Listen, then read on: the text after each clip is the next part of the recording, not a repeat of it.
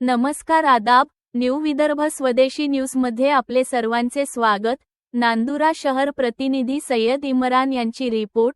आज दिनांक 14 जुलै 2026 रोजी नांदुरा येथे अयोध्या भगवान श्रीराम मंदिर देणगी प्रकरणावर मनसेचा हल्लाबोल. रामभक्तांच्या श्रद्धेच्या पैशांचा हिशोब द्या, कोट्यवधींच्या व्यवहाराची चौकशी करण्याची मागणी. अयोध्या येथील श्रीराम जन्मभूमी तीर्थक्षेत्र मंदिरातील देणगी व दानपेटीतील कोट्यवधी रुपयांच्या व्यवहारावरून आता राजकीय वातावरण तापले आहे. देणगीच्या रकमेबाबत पारदर्शकता ठेवावी आणि कथित गैरव्यवहाराच्या आरोपांची सखोल चौकशी करावी, अशी मागणी महाराष्ट्र नवनिर्माण सेनेने केली आहे.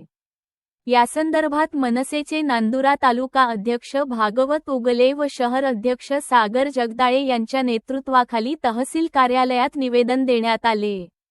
हे निवेदन जिल्हाधिकाऱ्यांकडे पाठविण्यात यावे, अशी मागणी करण्यात आली. निवेदनात म्हटले आहे की अयोध्येतील प्रभू श्रीराम मंदिर हे कोट्यवधी भाविकांच्या श्रद्धेचे केंद्र आहे. देशभरातील रामभक्तांनी मोठ्या विश्वासाने मंदिरासाठी देणगी दिली आहे. त्यामुळे या देणगीच्या प्रत्येक रुपयाचा पारदर्शक हिशोब जनतेसमोर येणे आवश्यक आहे. देणगी पेटीतील रकमेबाबत होत असलेल्या आरोपांची तातडीने चौकशी करून सत्य जनतेसमोर आणावे.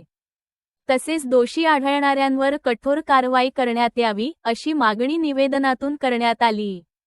श्रद्धेच्या पैशांमध्ये कोणताही गैरव्यवहार खपवून घेतला जाणार नाही, असा इशारा देत मनसे पदाधिकाऱ्यांनी प्रशासनाकडे या प्रकरणाची गंभीर दखल घेण्याची मागणी केली.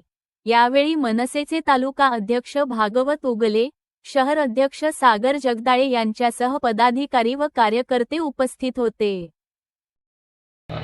आपण या ठिकाणी निवेदन दिले, काय विषय होता या निवेदनाचा? अयोध्येमध्ये जे श्री प्रभू रामचंद्राच्या मंदिरामध्ये चोरी झालेली आहे, त्या संदर्भात आम्ही निवेदन दिलेलं आहे. कलेक्टर साहेब यांना पाठवलेलं आहे बुलढाण्याला, की ज्या चोरट्यांनी, ज्या लोकांनी त्या प्रभू श्रीरामाच्या मंदिरामध्ये दानपेटीमधून एवढी मोठी प्रमाणात चोरी केलेली आहे, त्यांच्यावर कठोरात कठोर कारवाई करण्यात यावी. की ज्याच्यामध्ये 40 दिवसामध्ये 70 चोऱ्या ह्या CCTV कॅमेऱ्यामध्ये कैद झाल्या, CCTV कॅमेऱ्यामध्ये दिसत आहे. परंतु अजून बी त्याच्यामधले काही आरोपी हे मोकाट फिरत आहे. तर आम्ही त्यांना महाराष्ट्र निर्माण सेनेच्या वतीने निवेदन दिले की या आरोपीवर तात्काळ कठोरात कठोर कारवाई करण्यात यावी.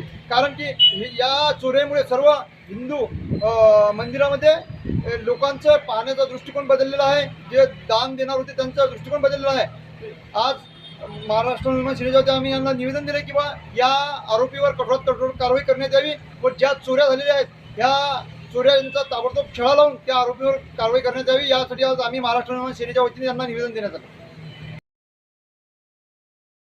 राम मंदिर चोरी प्रकरणात आपण निवेदन दिला, त्याबद्दल आपली भूमिका काय महाराष्ट्र नवनिर्माण सेनेची?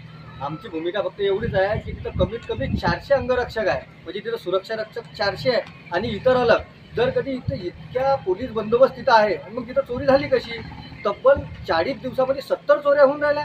मग ह्या लाचार, ह्या धिक्कार सरकारचा निषेध आम्ही इथं करत आहे. कारण की या सरकारच्या नाकामल्यात म्हणून ह्या चोऱ्या झाल्या. जर इतक्या रुपयाचं सोनं चांदी पैसे म्हणजे त्यांच्याकडे एका दिवसात नेले नाही गेले, त्यांनी 70 के पैसे घेऊन गेले.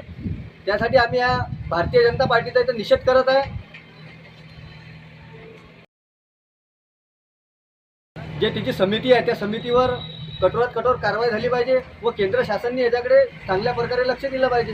याच्यासाठी आज आम्ही महाराष्ट्र नवनिर्माण सेनेच्या वतीने निवेदन सादर केलेलं आहे. महाराष्ट्र नवनिर्माण सेनेचा विजय असो.